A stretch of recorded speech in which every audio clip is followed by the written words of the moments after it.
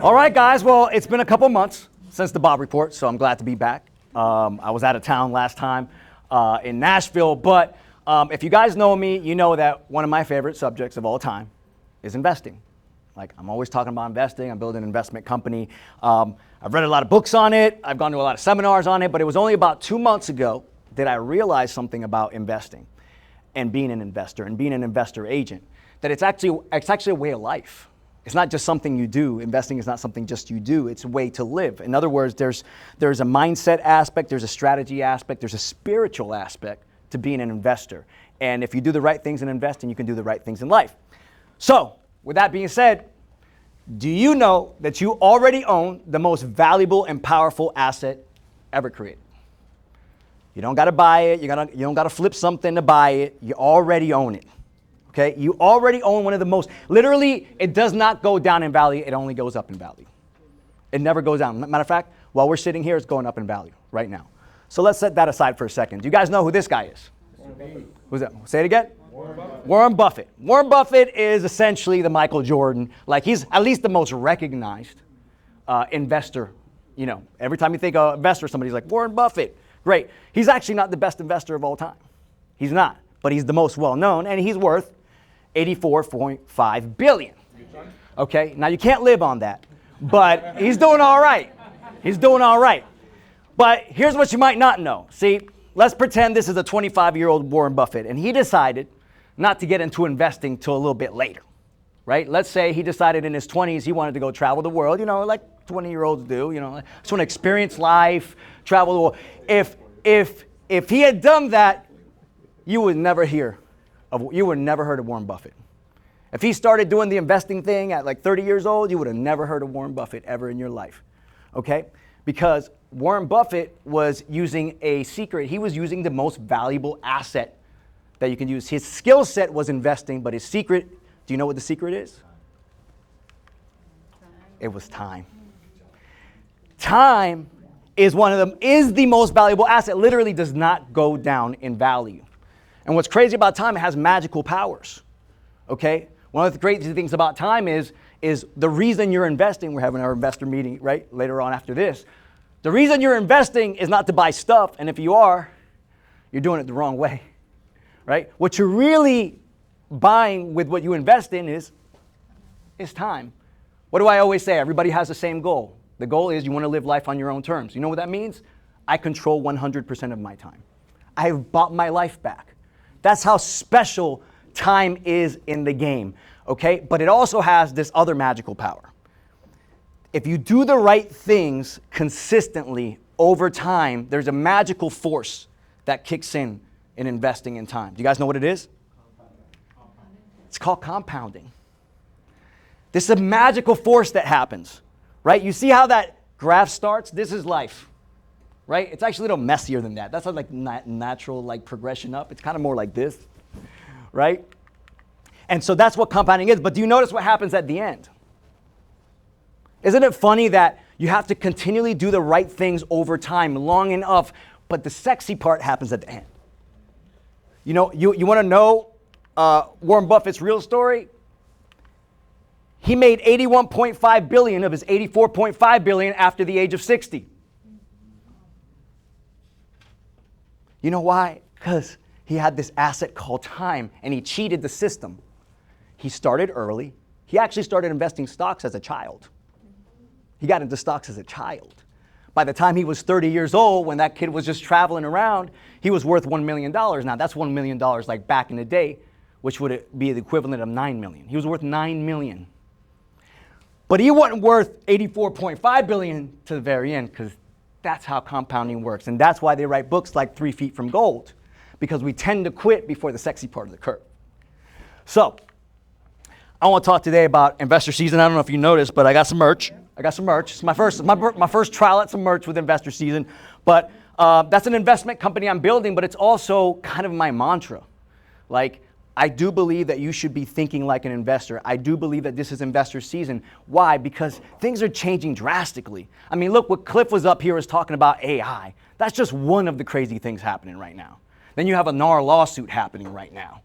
Then we have a presidential election that's going to happen right now. And we have economy shifting. People don't even work in offices anymore, at least not ours, yes. Ours is lit, right? But things are changing, but what that means, what that volatility means, it's an investor season. And what's our word for this year as a company? Multiplication. Multiplication. And what happens with multiplication is when you invest in these times. This is where you get the highest returns. Do you realize that the time of maximum opportunity is the bottom of that? It's when everybody thinks it's the worst time. Look at the run-up. That's where you get the maximum return. That's where you get the multiplication. So I'm going to talk to you today about investing this valuable asset called time. You already own it. And it has an incredible ROI if you put it in the right places. So let me tell you a couple places you should be thinking about putting it in. You guys know this lady here? Connie. Was Connie still here? Hey, Connie. Now, what's Connie holding up? A book. Well, you know what's funny about that? I walked into Connie's class for the new agents in the talent development program. I just happened to walk in the back of the room. I walk in, and she asked all the agents, she says, tell me a good book that you're reading. And it was just like this. It was dead silent. And I'm in the back like, nobody? I'm worried. I'm worried that we live in this generation when we're learning through reels. I'm worried that we're learning the things we need to learn through memes. We're not going deep anymore. And you know what? People write these things and they hide knowledge in these things here, whatever, books. It's a deeper type of knowledge, guys. You need to invest your time, not only in personal development, but in books that somebody sat down and put 20 years of their experience and success in one place and go deep instead of watching a 1-minute reel and think you got it. Okay? We got to change the dynamic right now. Okay? Matter of fact, that little cool story about Warren Buffett, I got it from this book. Maybe you pick it up. I study money, I study wealth, I study investing. I think it's a subject we should all study. It's a very important one. The whole system runs on it, right? So this is a great book to pick up. So you guys got to start getting into this and putting your time into personal development. You guys know this guy. Yep, I'm talking about practice. Right? So for younger folks, there was this interview, and this is Allen Iverson, one of the best players in the NBA. It's definitely in his time, right? But what he's known for is this speech that he gave, right? He came into a press conference, and the coach had suspended him for a few games because he didn't show up to practice, right? And he came up to the stage arrogant as hell and said, "We're talking about practice, not a game, practice." And I'm not shitting on AI, right? He said what he said, but practice has one of the highest ROIs that there is in the game.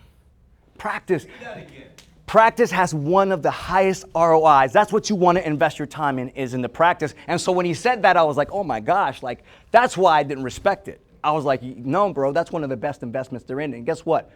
You just got to turn on practice by making a decision to start taking some action, just like you did. You asked me more questions after you called that investor, and I said, that wasn't why I gave you the number. I knew that investor was probably bullshit or a new investor or one of these. I wanted you to make the call so that you wouldn't be scared to pick up the phone again to talk to an investor, so you could get a repetition at asking him investor questions. That's why I gave you the number, because you came back to me, you're like, what else? I was like, no, that was it. I just wanted you to practice. Right? Okay? So what are some, so let me give you a perfect example of this. 2 weeks ago, there were some Chinese investors that came down from New York. We're blessed to be in a company where we have this great network and mastermind all over the country. So we got some Chinese agents up in New York. They bring down a big investor, and he came down and they say, we want to move our money from New York to Orlando. We want to do a big development down here. And I'm like, great. They came down. I started talking to them, and this is not me being negative. I've just done stuff like this before. So I was like, the chances that these guys are going to move really fast on a massive project, they were looking to build like a big multifamily thing. But anyway, they found a property. They got excited. They had me write a letter of intent. I got the letter of intent signed, $14 million, actually 14.9, because they bought the lot next. They were buying the lot next door, and they're like, we're coming down from New York, and we need you to get architects together. I need you to take me around to apartment complexes. I literally spent a whole day going to different apartment complexes, talking to the sales, the rental people at the front, taking us to the units. How much are you charging? What are the amenities here? So they would know what to build. And the whole time I knew that it was probably practice. I knew that, but I see the value in the practice. right? So I say that to my team all the time. That's why they're laughing. Okay, so the funny thing happened a couple of days. So after doing all this work, they came down again. I'm showing them all this stuff. Then they want us to meet with architects and all this stuff. I set all of it up, right? And I walk into this boardroom that looks kind of like this. This was my ChatGPT version of this, right? So I was a little late to this architecture, a couple minutes late. I walk in, there's nobody at the front. So now I'm walking through a stranger's office on my own. You know, I'm just like I see people at their desk working. I don't even ask them. I'm like, I'll find a conference room somewhere. And then I walk in and, you know, this has happened to me and Gil before. We've been in rooms like this where we think we're going to talk to like one person or two people, and you walk in and there's a whole committee. So now I walk in late to this thing. I open it up. You know, they're already talking about the development, and there's there's like 4 architects here. I've got the listing agent who's a Commissioner Kissimmee ex-mayor, his broker who's another politically connected person. I've got the Chinese buyers on one side, and here I am like I'm walking in late, and I sat down right here at the head of the table too. That was the deal. Sat my ass down. And you know what I felt when I sat down and I walked into that room? Nothing. Because I've been there before. I've walked in the rooms like this before. I started doing this shit 20 years ago, and then I was scared shitless. Imagine Bob 20 years ago looking young as shit, walking in the rooms with everybody's got white hair. And I'm like, I don't belong here. And this is scary, but I'm going to sit down and say something, right? I'm leaving it with something, right? So, but here's the other part. This is why practice is so important. I learned everything about this deal, and just yesterday I sat down with one of Zach's clients who wants to do a $100 million project. And I sat down there and I talked to him about that project. Did it sound like I knew what I was talking about? I just had a couple repetitions.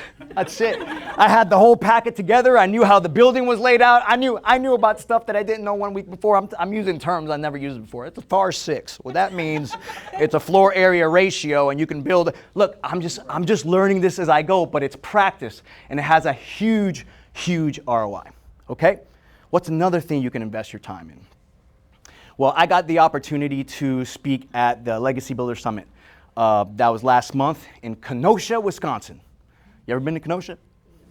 You don't need to go. No, it's fine. I love Kenosha. It's awesome. It's awesome. I had the opportunity to open up for Coach Bill Pipes, who's a major player, so I'm very, very excited about getting this repetition, getting this practice.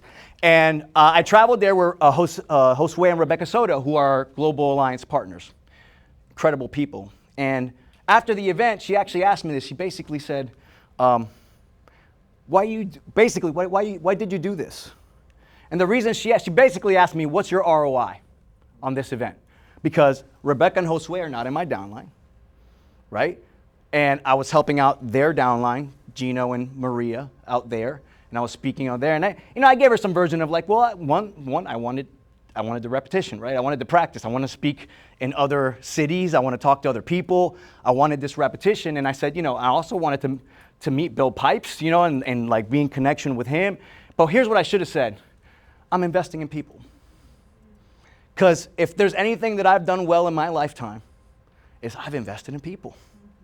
I invest in great people. And Rebecca and Jose are great people. And so is Gino Morales. And so is Maria Diaz. And so is Bill Pipes. So use your time to invest in other people. The relationships that I have today are the most profitable thing that I have, is the relationships. And I invest my time into those because that's what really actually gets you the ROI. People are like, Bobby, how do you keep relationships together? I show up. I give people my time. I don't give everybody my time, but if you're a good investor and you find great people who are rising stars, higher levels, you invest your time in those people. Okay? So here's me speaking on stage in Wisconsin, just doing my thing. So I'm just going to go ahead and give you the ending of the speech since you weren't there to see it. This is how I ended it. So I did call the speech Investor Season. Okay? And I told them, I said, here's the thing. Investor is a way of life. It's mindset, it's strategy, and it's spiritual. So I'm just going to end it with the spiritual aspect of it. This is how I ended the speech.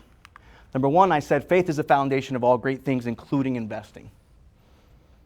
You don't get that compound effect without faith because you got to make it through that slow part of the curve. You got to make it through those ups and downs of that curve. This is a faith-driven sport, real estate. If you're here and you got no faith, you ain't going to make it. You got to believe in things you can't see. Okay? What I also told them is, I know that investing is something that we should be doing. This is one of my favorite parables. You guys know the parable of the talents? It's my favorite investing parable. So the story goes like this. A master comes to his 3 servants, and he gives them each a sum of money. They call them talents. He gives one 5 talents. He gives one 2 talents, and the other one 1 talent. Okay? And he says, I'm leaving for a while.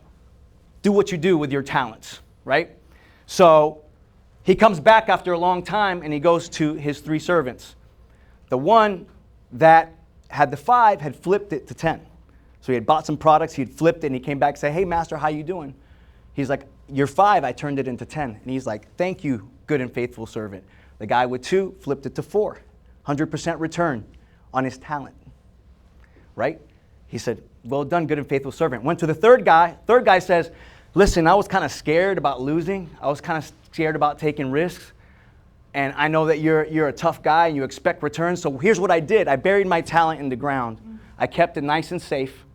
Here's your 1 talent back. And you know what he does, right? He calls him wicked. He's like, I entrusted you with this talent, and you didn't do nothing to multiply the talent? Take what you got, give it to the guy with 10. He gave all those guys, if you read the passage in that parable, he says he gave them all that amount of money according to their ability. Because God doesn't give you more than you can handle, and you're only going to have the amount of wealth that you can handle. That's why you got to study this. And that guy didn't get to keep it, because even if you make money, it will be taken away from you if you don't study this, if you don't study investing. So here's what I came away with it, and this is how I told him. I said, God wants you to invest. God wants you to invest. And he gives you 3 assets to invest. One is your time, which we talked about today. One is your talent, and one is your treasure. But here's the other part that I told him. I said, God himself is an investor. And guess what? The impact that we have on other people is ROI. So, invest wisely. Good stuff.